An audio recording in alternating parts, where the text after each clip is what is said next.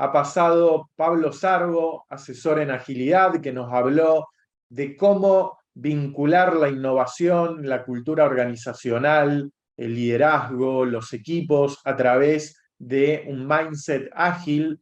Y llega el momento de Oscar Anzorena, que va a hacer suma ahora en la parte de liderazgo. Ya los speakers anteriores han estado hablando sobre liderazgo, sobre cultura, sobre un enfoque de propósito. Pablo nos habló de un mindset ágil. Y ahora llega Oscar Anzorena, Master Coach, director de la Escuela de Liderazgo y Coaching de DPO Consulting. Es consultor organizacional y docente universitario por más de 25 años, autor de varios libros, entre ellos Maestría Personal, Teoría y Práctica del Coaching, y su último libro, Líder Coach. Oscar, muchas gracias por estar en la Cumbre de Negocios en este segundo día. Bienvenido, y nos vas a hablar del modelo de liderazgo y coaching. Bueno, ¿cómo andás, Carlos? Muy Un bien, ¿y vos? gusto. Qué gusto verte. Igualmente, una alegría estar participando acá en este evento que ha convocado tanta expectativa. La idea va a ser compartir este modelo de liderazgo que yo llamo Leader Coach. Es un modelo que de alguna manera lo he venido desarrollando a lo largo de muchos años y tiene su génesis, digamos, vos recién en la presentación decías que yo tengo más de 25 años de trabajo. Efectivamente, allá por mediados de los años 90, comencé trabajando como consultor organizacional. Tuve la posibilidad de participar en distintos procesos de cambio, de transformación de las organizaciones, en distintos niveles. Y a lo largo de la experiencia, a mí me iba surgiendo una pregunta, porque veía que muchas cosas que trabajamos en las organizaciones, que pensábamos, digamos, que quedaban instaladas, muchas veces esto no era tan así. Entonces, en mí empezó a surgir una pregunta, que la fui como elaborando, trabajando con otros colegas. La pregunta es, ¿por qué puede ser que, habiendo tantos libros de liderazgo, tantas teorías de liderazgo, tantos cursos de liderazgo, tantas capacitaciones de liderazgo, por otro lado, hay tan poco liderazgo en las organizaciones? Esta era mi inquietud. Y a partir de eso, por supuesto, empecé a ver, a explorar, a trabajar, y se fue creando esta inquietud que derivó en una primera respuesta. Yo creo, y vos recién mencionabas distintos temas que fueron tocando, y los distintos temas, vos fíjate, que siempre están cruzados por el liderazgo. Si vos hablás de agilidad, si hablás de cambio cultural, si hablás de propósito, hablás de distintos temas, y todos esos temas siempre están cruzados por el liderazgo. La posibilidad de llevarlos a cabo, de concretarlos y de qué manera, siempre aparece este factor. Por lo tanto, todos los procesos de cambio que vienen transitando en las últimas décadas las organizaciones siempre han sido cruzados de manera transversal. Yo digo por dos temas, básicamente. Uno es liderazgo y otro es trabajo en equipo. Y tal vez sean los dos temas que han producido mayor elaboración teórica, ¿no? Ahora, ¿qué pasa? Cuando el mundo de las empresas se planteó el tema del trabajo en equipo, y yo hago una nota al pie de página, fíjense que estos dos temas que yo menciono, que vienen cruzando todos estos procesos de cambio, son dos temas que eran inexistentes en el modelo de hacer empresa tradicional, lo que se llamó el modelo taylorista o el modelo de mando control. No existían. Es decir, en ninguno de los textos se habla ni de liderazgo ni trabajo en equipo. Entonces, como son dos temas relativamente nuevos, más allá que estamos hablando de algunas décadas, bueno, concitó, digamos, la inquietud, no solamente de las empresas, sino de todos los consultores y teóricos que trabajaron en estos procesos. Y yo digo, cuando el mundo de las empresas se planteó el tema del trabajo en equipo, miró el mundo del deporte. ¿Por qué? Porque el mundo del deporte es el mundo de los equipos. De hecho, el tema digamos, del coaching viene de ahí. Es decir, cuando se miraba un equipo y decía, con este coach, digamos, que pensemos, digamos, que el coach en Estados Unidos es el entrenador, ¿no? Entonces, con este coach, este equipo rinde tanto y con este rinde de otra manera. Por lo tanto, ahí había algo. Ahora, ¿qué pasa? Cuando se planteó el tema del liderazgo, el mundo de las empresas miró al liderazgo político, al liderazgo social, ¿no? Y yo creo que ahí fue el gran tema. Yo creo que la respuesta que yo encontré es que el gran impedimento para el desarrollo del liderazgo en nuestras organizaciones, sean empresas o sean otro tipo porque sí, el mundo de las empresas siempre traccionó los cambios, pero hoy yo creo que este desafío del liderazgo va mucho más allá del mundo de las empresas, va al mundo del sector público, va al mundo del sector no gubernamental, va porque el mundo de hoy es un mundo de organizaciones. Todo lo que se hace en ámbitos organizacionales. Por lo tanto, el liderazgo tiene una importancia central. Y decía, digamos, que para mí la respuesta más importante que yo encontré es que el gran impedimento para el desarrollo del liderazgo es la concepción que nosotros tenemos del liderazgo.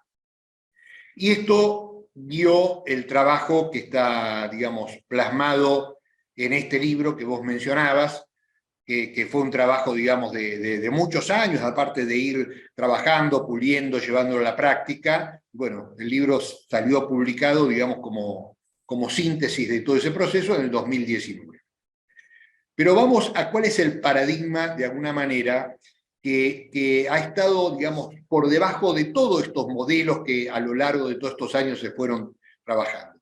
Yo los invito, digamos, para que no me crean a mí, que vayan, por ejemplo, pueden entrar a internet y decir, bueno, preguntarle cuáles son los 20 libros más importantes de liderazgo, o pueden entrar en cualquier librería y ir al estante o a la mesa, digamos, de los libros de empresa, de management, y agarrar 5 o 10 libros de liderazgo y lean las 2 primeras páginas, donde está la definición del liderazgo.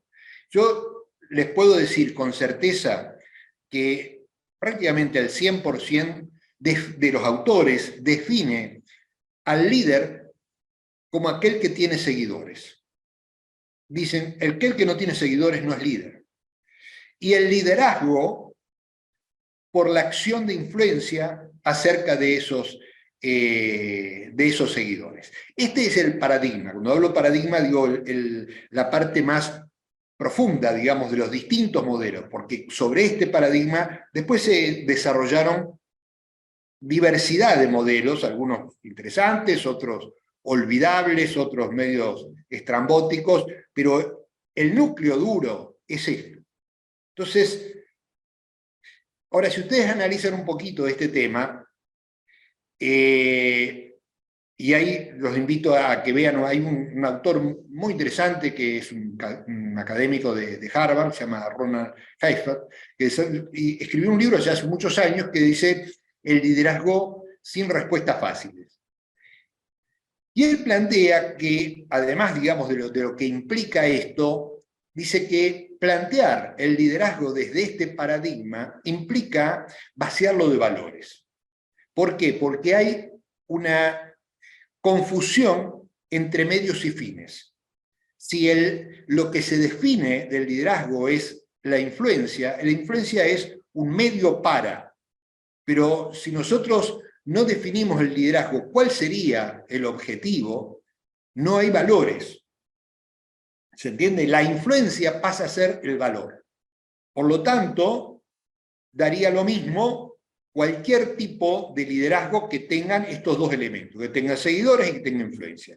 Por lo tanto, Mahatma Gandhi, Jesús, Martin Luther King, Hitler o Mussolini serían lo mismo, desde el punto de vista, digamos, de esta concepción de liderazgo, porque todos ellos tenían seguidores y ejercían influencia.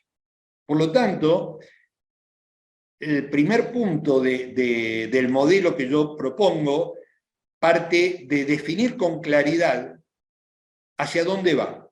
Por eso yo digo pasar de la influencia al desarrollo. El núcleo central tiene que ser el desarrollo. ¿El desarrollo de qué? De las personas y de los equipos y de las organizaciones. El tema central de todo aquel que conduce el liderazgo, el foco tiene que estar en el desarrollo. Es decir, desde este lugar, ahora después vamos a ir avanzando, digamos, el cómo, ¿no? Pero a mí me interesa partir, digamos, del núcleo duro. Del núcleo duro de decir, bueno, ¿a dónde nos estamos mirando? No estamos armando un modelo desde el mismo paradigma, estamos saliendo del paradigma y siendo otro tipo de observadores del modelo de liderazgo. Tomo una frase de Tom Peters, que dice, los líderes no crean seguidores, desarrollan líderes. Y ahí para mí está la clave fundamental. En plantear esta idea del desarrollo. Con todo lo que esto significa. Para meternos ahí, digamos, yo quiero hacer primero una distinción. ¿Por qué? Porque en la jerga que utilizamos coloquialmente, muchas veces utilizamos el concepto de liderazgo para definir el lugar que ocupa la persona en una estructura organizacional. Entonces decimos que el dueño es el líder de la empresa, o decimos no, es el team leader, cuando en realidad lo que estamos diciendo es que es el jefe del equipo, etcétera, etcétera. Entonces, yo quiero hacer previo una distinción, y para esto tomo un concepto desarrollado por Pichon Rivière, que él dice diferenciar la función del rol. ¿Qué es la función? La función es el lugar que ocupa la persona. Es como la descripción de puesto. Es como el raviol dentro del organigrama. Esa es la función, ¿no? Y el rol es la manera particular que cada persona encarna ese rol. Todos hemos trabajado por ahí en un equipo que por ahí cambiaban el jefe 1, 2, 3 veces y la función era la misma, la descripción del puesto era la misma, pero lo que cambiaba era la impronta con que la persona desempeñaba esa función, cómo lo llevaba a cabo. Bueno, ahí está el rol. Ahora, si nosotros pensamos en la función de conducción, ¿bien? ¿Por qué? Porque vamos a generalizar, no vamos a hablar únicamente cuando hablamos de altos mandos, vamos a hablar de la función de cualquier persona que tenga gente a cargo, sea el número 1 de una organización, el gerente general, el gerente de área, un director, un jefe de un equipo, el supervisor de un área, que dentro de sus funciones tenga la función de conducción, que tenga gente a cargo, para decirlo más sencillo. Entonces, si tiene gente a cargo, tiene una función de conducción. Desde nuestra perspectiva, ahí separamos. La función se puede cumplir desde dos roles básicos, ¿no? Uno le llamamos el rol de administrador, que es el rol que tradicionalmente más se usa o más llevan a cabo cualquier persona que tenga gente a cargo, que es el tema de la gestión, que es el tema del management, ¿no? La administración es lo que más se ha difundido, es lo que más se ha formado, digamos, la gente que conduce. Ustedes piensen que no hay ninguna universidad que no tenga la carrera de administración.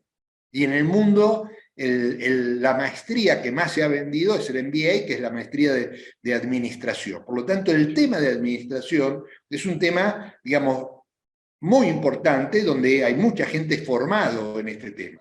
Ahora, desde el paradigma anterior, digamos, tradicional, la idea, ¿qué hace un administrador? Administra, básicamente, entonces define objetivos, establece metas y administra recursos. Cuando uno percibe, digamos, que uno de los recursos que te debe administrar es la gente, son las personas, de ahí viene la idea del recurso humano.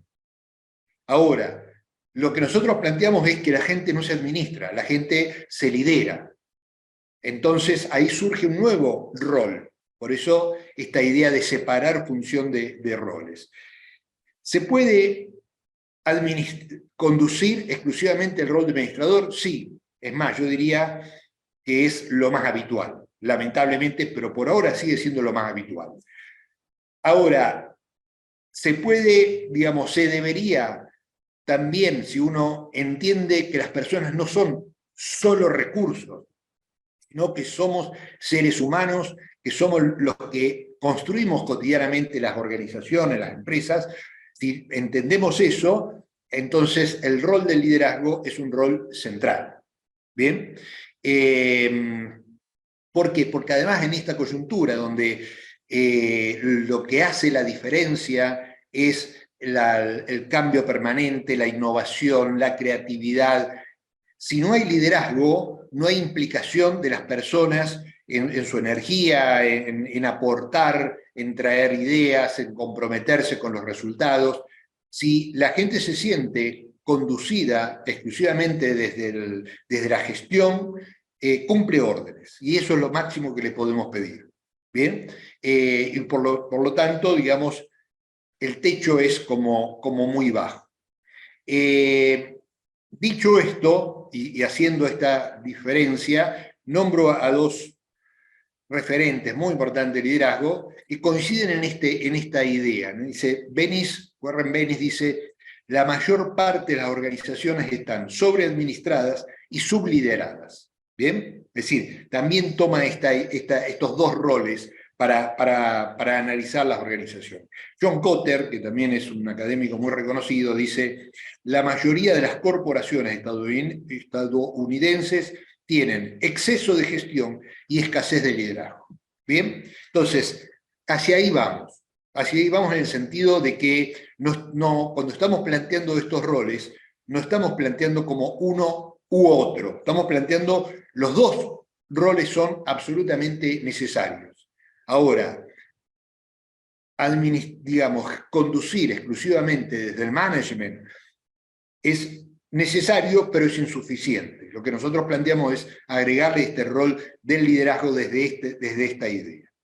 Entonces, ¿cómo hacemos para plantear un modelo que sea consistente, que pueda no quedarse en una expresión de deseo, que se pueda ver, palpar, medir? Y ahí yo tomo el concepto vieron que cuando uno define, al menos la gente que está en el mundo de las empresas, cuando trabaja con la idea de competencias, siempre para definir una competencia, cada competencia tiene comportamientos asociados. Lo mismo pasa en el coaching, cualquiera que se ha formado como coach y conoce el modelo de competencias de la ICF o el modelo de competencias de la ACOP, el coaching ontológico, sabe que cada competencia tiene comportamientos asociados. ¿Por qué? Porque ¿cómo comprobamos que una persona tiene esa competencia? ¿No? Por ejemplo, que sabe escuchar en profundidad. Bueno, decimos, si cumple estas acciones, un observador externo puede decir que tiene unas competencias. Con este modelo yo partí de esta misma lógica, que es decir, bueno, ¿cómo podemos decir que alguien conduce desde el liderazgo, desde este modelo de líder coach? Bueno, si cumple por lo menos 5 acciones básicas, y yo las definí de esta manera: construir una visión compartida, delegar poder y crear responsabilidad, generar sinergia y trabajo en equipo, y predisponer emocionalmente, y por último, facilitar el desarrollo de las potencialidades de las personas y de los equipos dentro del contexto organizacional.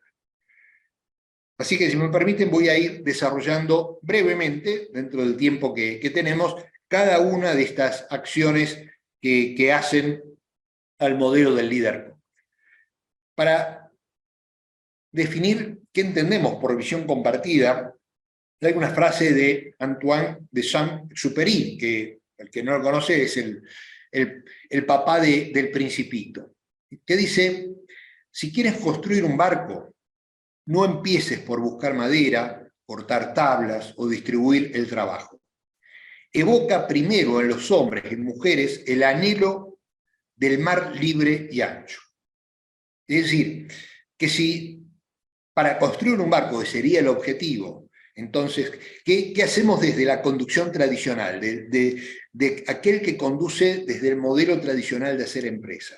Define un objetivo, lo desagrega en distintas acciones, distintas tareas, le da a cada uno una tarea, vos busca madera, vos corta tabla, vos distribuye el trabajo y después controla, ¿no? Esto es mando-control. Entonces, él dice, si vos querés, digamos, construir un barco, empezá por otro lado, empezá por construir este anhelo, esta visión, este sueño compartido, este propósito que nos une en una tarea en común. ¿Bien? Y este para mí es el punto número 1 de cualquier persona que quiere construir un liderazgo, esta idea de la visión compartida. La visión, digamos, se ha hablado mucho y se ha bastardeado mucho este concepto de la visión. ¿Por qué? Porque muchas, digamos, en algún momento se puso de moda, entonces la visión terminaba siendo una hermosa enunciación que estaba colgado en un cartelito en alguna pared de la empresa y todos sabían que no servía para nada, ¿no? Es decir, ¿por qué? Porque si los componentes de esa organización no ven reflejado en aquellos que conducen esos comportamientos que supuestamente tiene la visión, bueno, descreen profundamente. Por lo tanto, para construir una visión, hay dos preguntas básicas que nos tenemos que responder. La primera es, ¿qué queremos construir juntos? ¿Bien? ¿Qué tipo de organización, qué tipo de empresa, qué tipo de proyecto, hacia dónde vamos, para qué lo queremos construir? Y la segunda pregunta, eso sería el qué. La segunda pregunta es de qué forma trabajamos para lograrlo, que es el cómo. Y en el cómo habitan los valores. ¿Cómo vamos a hacer? ¿Cómo nos vamos a relacionar? ¿Cómo vamos a tratar a nuestros clientes? ¿Cómo vamos a vincularnos entre nosotros? Y esto es fundamental. Estos dos elementos, las respuestas a estas dos preguntas, son centrales. ¿Por qué? Porque la primera implica aportarle un propósito, aportar un norte, aportar un sueño compartido. Hacia ahí vamos, ¿no? Porque la tarea cotidiana, muchas veces hacemos cosas que realmente no nos gustan, nos aburren, pero bueno, cuando uno a esas tareas le carga un propósito, tiene un sentido, ¿no? Eso genera pasión, genera entusiasmo, genera implicación con la tarea. Y el tema de los valores, los valores es decir, bueno, a ver, ¿cómo nos vamos a relacionar entre nosotros? ¿Cómo nos vamos a vincular?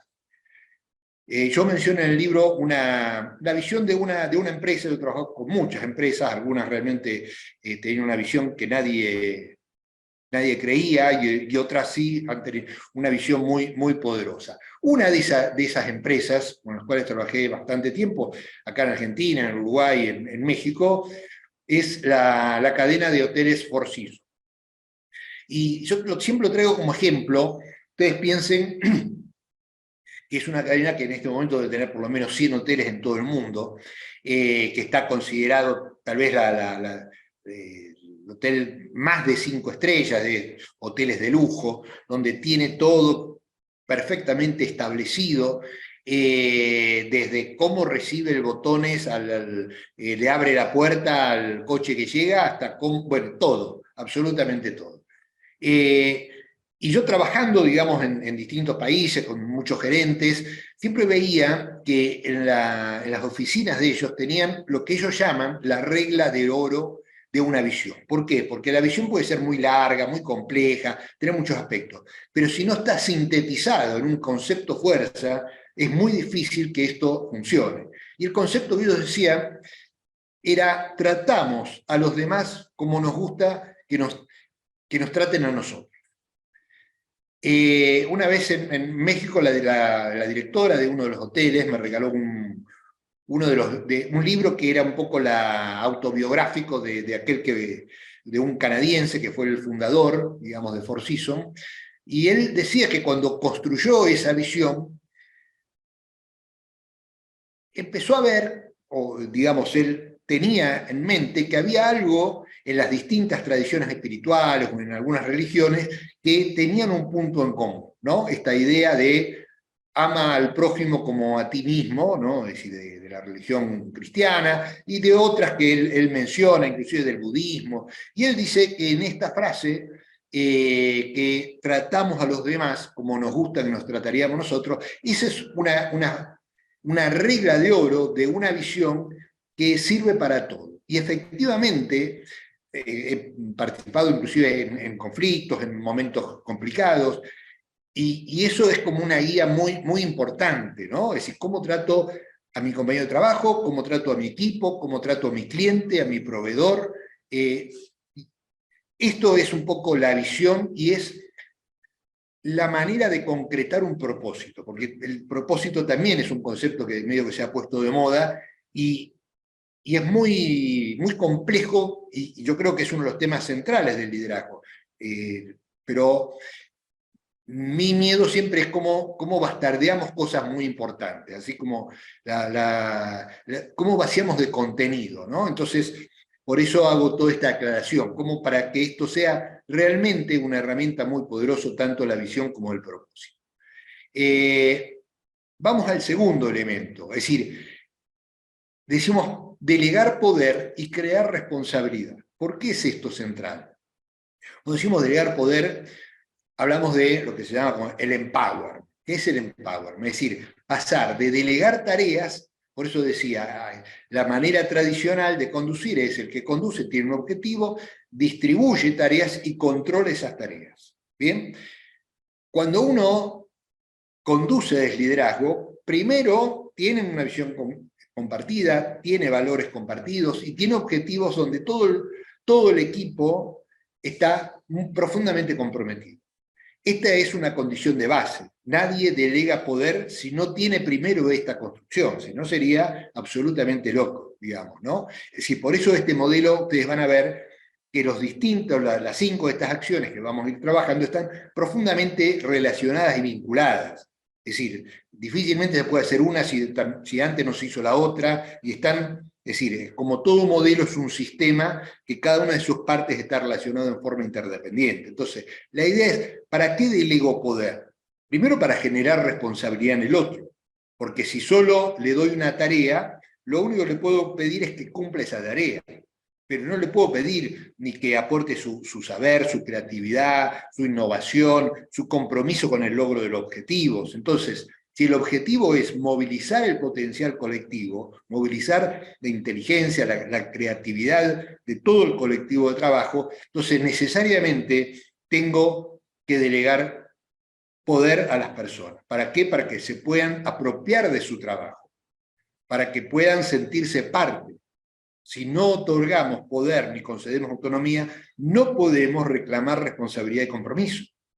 Solo podemos esperar acatamiento. Es acatamiento que cumplan la tarea, punto. Ahora, muchas veces hemos escuchado, bueno, yo hice lo que me pediste. Si no se logró el objetivo, si no se llegó a tiempo, no es problema mío. Entonces, esta es la contracara, ¿no? Ahora, cuando nosotros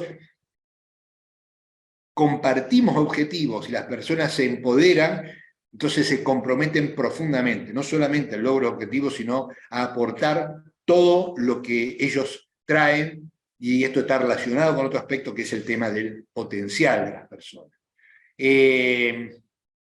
Vamos al tercer punto, que es generar sinergia y espíritu de equipo.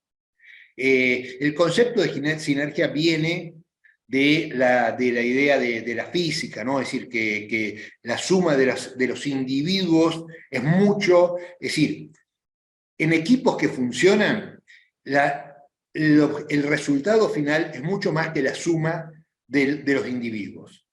Ahora, en equipos que no funcionan, y esto lo hemos visto, lo vemos mucho en el fútbol, lo hemos visto, no sé, muchas veces en las selecciones, no en la última, pero sí en varias anteriores, donde se juntaba a gente que era muy buena en lo suyo, pero no terminaba de constituir un equipo. Por lo tanto, el resultado era muy inferior a la suma de esos talentos individuales. Entonces, cuando hay un equipo, se logra sinergia. Por eso hago esta distinción entre grupo y equipo. Es una distinción que vale desarrollarlo mucho, ahora no tenemos tiempo, pero hay, y digo esto porque muchas veces se usan como sinónimos y se crean, digamos, términos, digamos, algún tipo de confusiones. Hay grupos de personas que van a ser siempre grupos. Si yo digo un grupo de aprendizaje, un grupo, no sé, de amigos, un grupo que sale de vacaciones, es un grupo. No vamos a pretender que sea un equipo. Lo que define un equipo es que tiene el logro de un objetivo en común. Cualquier equipo de deporte, al final del partido, o ganó o perdió. Todo el equipo, no podemos decir que ganó el delantero porque hizo 3 goles, pero perdió el arquero porque le metieron 5. No.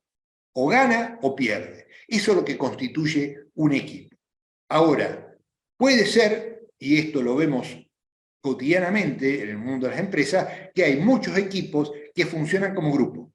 Entonces, también podemos entender que el grupo es como un estadio todavía que no maduró a ser un equipo.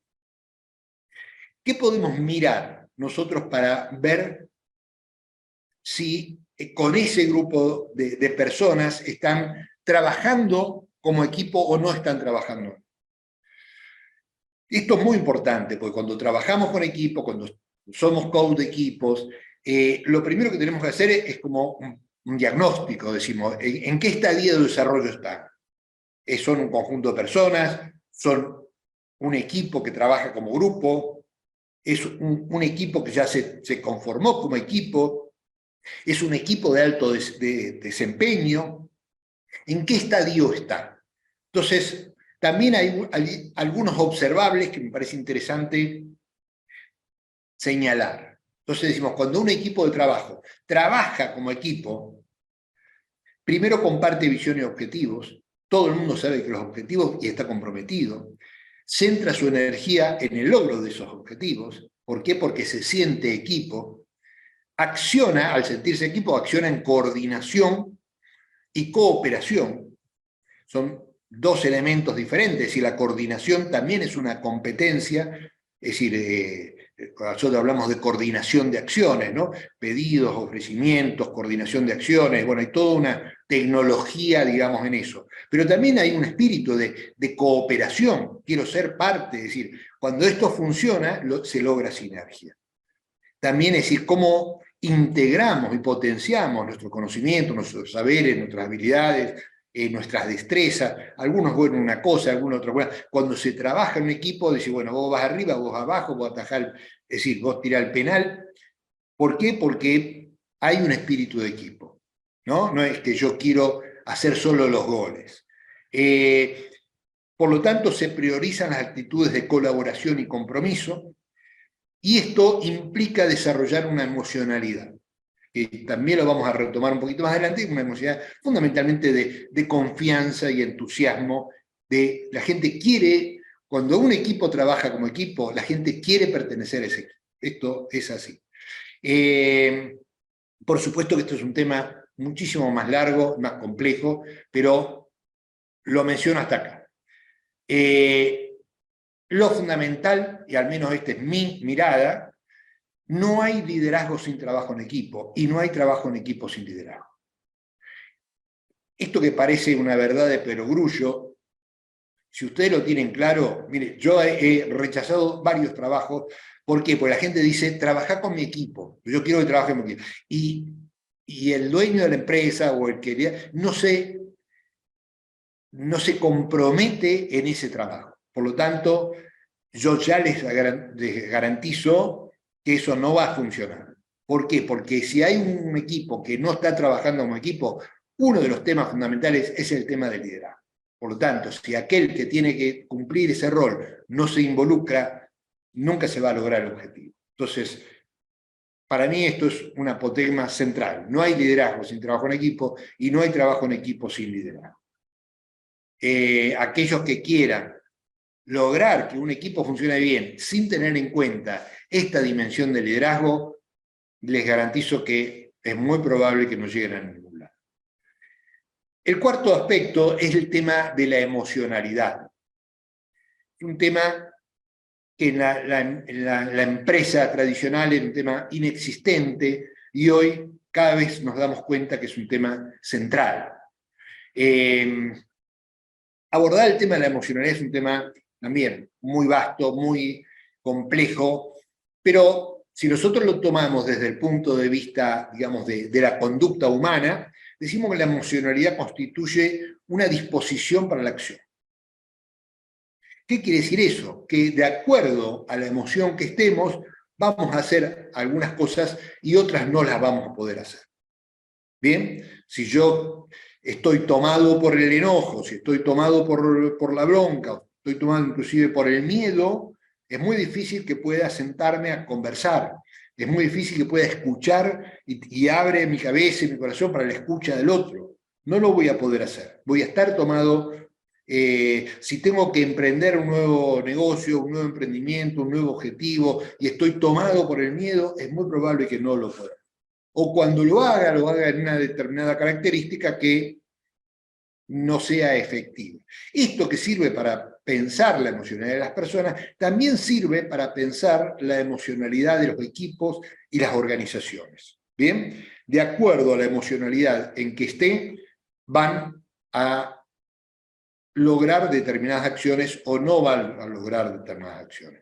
Por lo tanto, uno de los compromisos que tiene aquel que conduce desde el liderazgo es lo que nosotros llamamos la predisposición emocional. Ir generando un clima emocional con las personas con las que pueden trabajar, es decir, un clima emocional que está, digamos que podemos decir, con la confianza, con el entusiasmo, donde la gente pueda desplegar su potencial, su capacidad de acción, su compromiso, su implicación con las tareas encomendadas.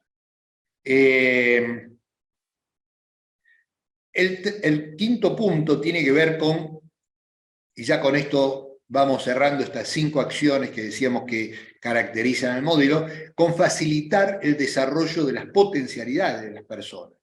Y acá sí, claramente, se ponen en juego las competencias del coach que debería tener aquel que quiere conducir desde el liderazgo. Cito una frase de Steve Jobs que me parece muy relevante en este sentido. Dice, la dirección trata de persuadir a las personas de llevar a cabo tareas que no quieren realizar, mientras que el liderazgo las inspira a ejecutar tareas para las que no se creían capaces. Es decir, ir más allá inclusive de las propias expectativas, ¿no? El líder es aquel que dice, yo veo esa potencialidad en vos, confío en vos, te doy esta tarea, también te acompaño para que crezcas, para que te desarrolles, para que puedas desplegar tu potencial, ¿no? Y para eso es muy importante el sentir, digamos, que el que lidera tiene confianza, le agrega valor a las tareas, le permite crecer, lo escucha, le da feedback. Hay personas que yo le pregunto, ¿y cuánto hace trabajas acá? No, hace 5 años. ¿Y cada cuánto te dan feedback? No, nunca me dieron feedback. ¿Cómo? Es decir, la gente trabaja y no sabe si lo está haciendo bien o lo está haciendo mal, salvo que se mande una vacana, entonces ahí lo llaman y le bajan. Entonces, todo esto tiene que ver con que la gente se sienta parte. También tiene que ver con el compromiso que puede aportar, tiene que ver con la emocionalidad. Fíjense que están todos los aspectos profundamente ligados.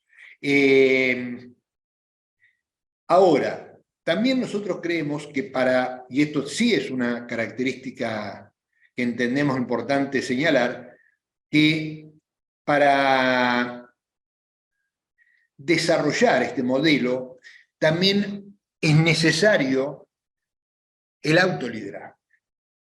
Por eso ponemos esta frase de Lao Tse, creador del taoísmo, que dice: el camino para hacer es ser, ¿no? En esta dimensión del adentro y del afuera, ¿no? Es decir, si yo soy, voy a poder hacer. Entonces decimos, desde esta concepción de Leader Coach, nosotros entendemos que este modelo lleva implícito la idea de que el liderazgo comienza por liderarse, que nadie puede dar lo que no tiene y mucho menos brindar lo que no es.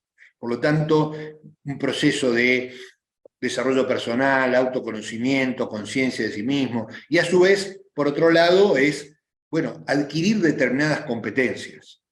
¿Cuáles son las competencias? Y ahí con esto cierro y permítame pasar otro chivo de otro de mis libros, que están desarrollados estas competencias. Hay 5 competencias que yo le llamo las competencias de la maestría personal, que son la visión personal, la fortaleza emocional, la capacidad de aprendizaje y cambio, las competencias conversacionales y la efectividad interpersonal.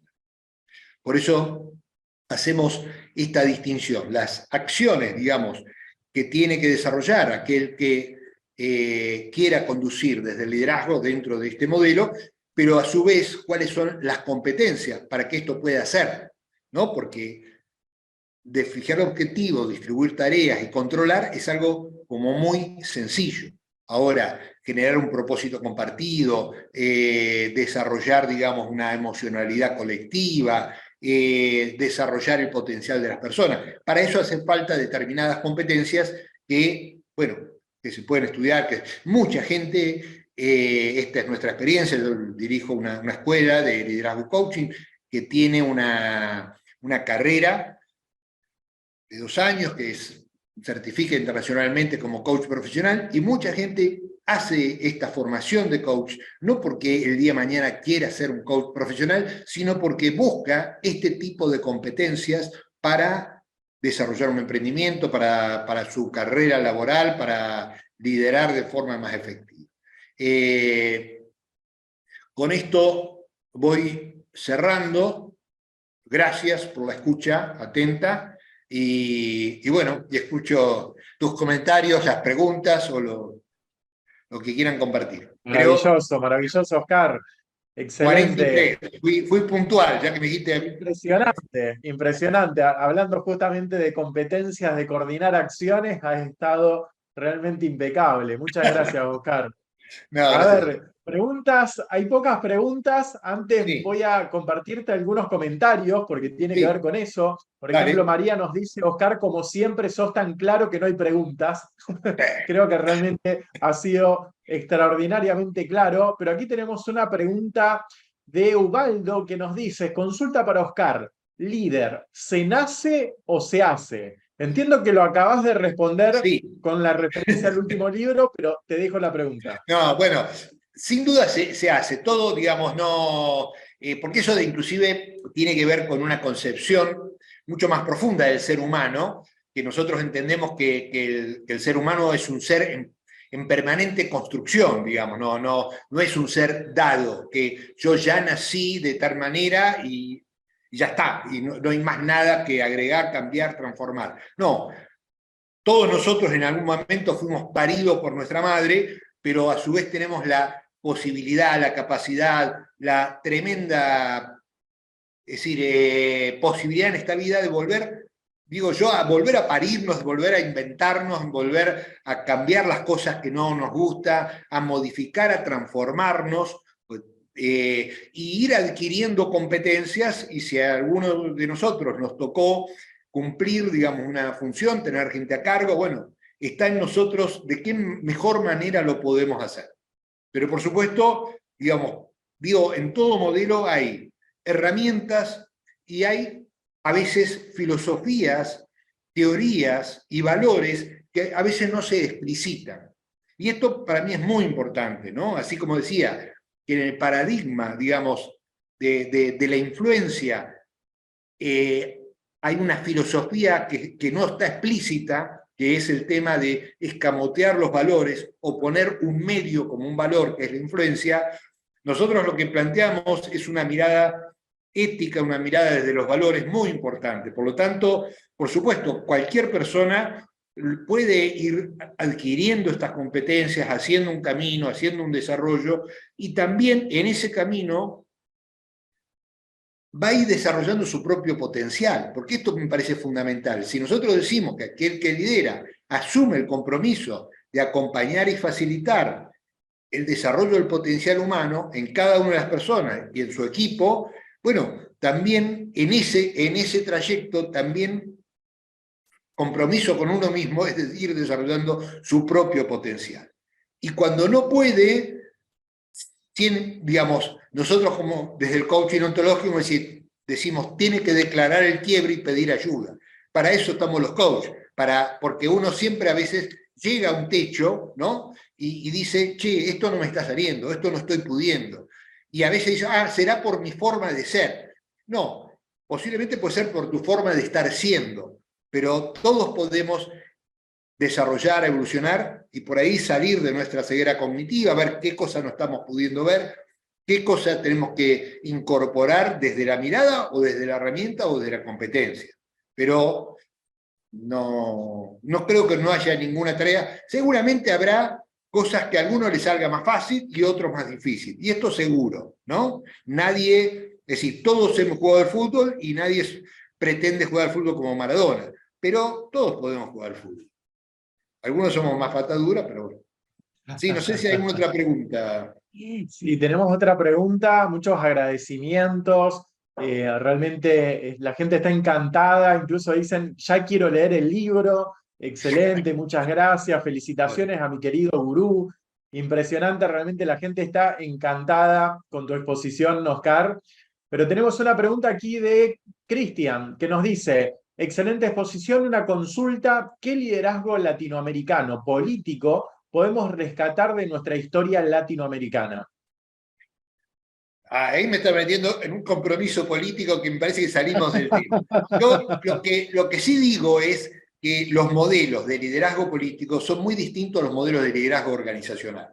Es decir, ¿por qué? Porque el liderazgo organizacional es de un contacto directo, cotidiano, trabajamos juntos, estamos con las personas, digamos, entonces conducimos ahí, el liderazgo político es decir, está bien, es decir, la gente, digamos, va a lo masivo, va a eso, a juntar seguidores, y con seguidores uno ejerce influencia. Entonces, bueno, lo mejor o peor estará en cada uno, digamos, en su mirada política, ideológica, y no quiero meterme en ese terreno. Lo que sí digo es esto, que si nosotros, para dar cuenta del liderazgo organizacional, miramos el liderazgo social o político, me parece que estamos errados, que son dos cosas distintas. Excelente, súper claro. Creo que también esa respuesta complementa con lo primero que mencionaste, de que el liderazgo no solo es influir en la gente, sino qué valores, cuál es el cómo que tiene impregnado ese liderazgo. Y creo que eso realmente ha sido una exposición muy marcada, muy clara, que nos lleva a repensar. Coincido contigo en eso, Oscar, que muchas veces entramos a una organización y tenemos las frases hechas, los cartelitos de este es nuestro propósito, los valores aquí son confianza, respeto, colaboración. Ahora, cuando vemos las prácticas, las acciones, el día a día de cómo se comportan las personas en esa organización suele distar mucho de lo que está escrito. Entonces yo creo que ahí es a tomárselo en serio. Me encantó esto que reafirmabas de no hablarlo en términos banales, Mirá, ¿no? yo digo que para que la gente crea en la visión y se comprometa con esa visión y se envisione, digamos, tiene que, cuando mira a un líder, tiene que ver esa visión. Tiene que ver reflejado en ese comportamiento cotidiano de esa persona, esa visión. Porque si yo digo que mi compromiso es acompañar a las personas en su desarrollo, en el desarrollo de su potencial, etcétera, etcétera. Es decir, y no les doy un tiempo para escucharlo, si no le doy un feedback y genero una conversación para decirles, anda por acá, anda por allá, fíjate esto. Entonces, digamos, mis acciones no son reflejo de mis palabras, ¿no? Y entonces, cuando está esta dicotomía, la gente siempre escucha más las acciones que las palabras. ¿Por qué? Porque no hay coherencia. Ahora, cuando la gente ve coherencia y ve que, mira, esto se ve muy, muy fácil, sobre todo en las empresas que tienen problema de rotación del personal. Hay determinadas industrias que esto no tienen problema, pero por ejemplo, en todas las industrias tecnológicas, ¿no? de alto nivel de conocimiento, hay un altísimo nivel de rotación. Una de las grandes preocupaciones, sobre todo el área de recursos humanos, es ¿cómo retengo? ¿Cómo retengo? Entonces empiezan a dar sueldo, le dan una obra social, es decir, y en un momento, como todos hacen lo mismo, termina siendo un commodity. Es decir, y mi experiencia es, ¿por qué la gente se queda acá y no se queda allá? En consultoría hay un dicho que a veces dice, la gente no renuncia a la empresa, renuncia al jefe. Entonces, yo creo que muchas veces la gente se queda por su líder, porque entiende que esa persona le puede agregar valor, lo acompaña, lo escucha, lo ayuda a solucionar cuando está trabado, etcétera, etcétera. Entonces, eso genera mucha fidelidad. Es decir, y a veces es mucho más grande la fidelidad con esa persona que estoy trabajando todos los días que con la empresa desde un lugar macro, ¿no? Así que bueno, eso me parece interesante también para pensarlo, ¿no? Sí, totalmente. Creo que nos aporta esta visión de empezar a mirar en las prácticas la coherencia, la congruencia, creo que va por ahí, ¿no? Y un trabajo constante, un trabajo que realmente no termina nunca, y ahí está el compromiso del líder. Sí, totalmente, totalmente. Por ahí va. Es decir, el tema de la coherencia tiene que ver con eso, ¿no? Es decir, si una visión que puede ser muy linda, muy bonita, digamos, escrita en un cuadrito, pero si la gente en el día a día no ve que sus líderes encarnan, es decir, en su acción cotidiana, esa visión, y se rompe algo, ¿no? Se rompe la confianza. Es decir, nosotros en nuestra organización, nuestra escuela, nuestra consultoría, decimos, nuestra misión es acompañar a las personas, a los equipos, a las organizaciones, en el desarrollo de su potencial. Ahora, si yo en el día a día, con la gente que trabaja conmigo, es decir, con los instructores, con los coaches, es decir, no los acompaño también en su desarrollo de su potencial, no hay credibilidad posible. Digamos, nuestra visión está totalmente vacía de contenido. No es únicamente con los clientes, no es únicamente con los cursantes, con los que estudian, sino, es decir, por eso la visión tiene que ver con todo, es decir, con los cursantes, con la empresa que me contrata, con mis compañeros de trabajo. Y la visión es algo que realmente omnicomprensivo porque tiene que ver con un propósito. Es decir, no es únicamente la misión es quiero ser el número uno o en tanto de facturación. Eso es un objetivo de negocio y está perfecto que sea. La visión, el propósito es algo que trasciende profundamente eso. Bueno, creo que cerramos Totalmente. acá, pues la veo acá Sí, sí, sí, sí. a Ya, Elena. Hola Elena, un gusto, una alegría estar compartiendo este espacio contigo. ¿Cómo Y estás, Oscar? Qué gusto. ¿cómo andás? ¿Qué tal? bienvenida, Elena, ¿cómo estás? Qué Hola, gusto. Carlos, ¿cómo estás? Muy bien, Bueno, muchas gracias.